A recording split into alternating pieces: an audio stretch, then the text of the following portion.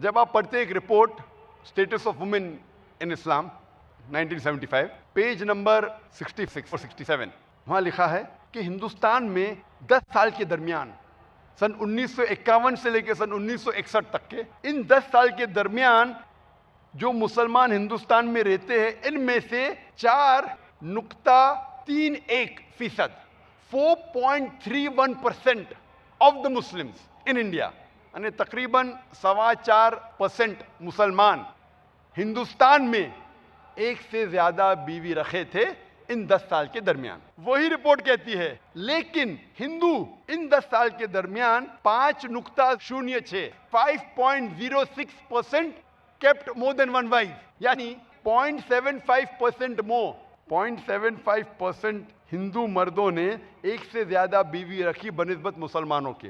Indian law मुसलमानों को एक से ज्यादा बीवी रखने की इजाजत देता है, हिंदू को नहीं देता। फिर भी हिंदू मुसलमान से ज्यादा एक से ज्यादा बीवी रखते हैं। ये स्टैटिस्टिक्स है। अगर हिंदू गवर्नमेंट हिंदुओं को इजाजत देती थी एक से ज्यादा बीवी रखने की तो कितने करते थे मुझे पता नहीं। इजाजत नहीं देने के बाद मुसलमान को हरा दिए, इजाजत देंगे तो क्या होगा?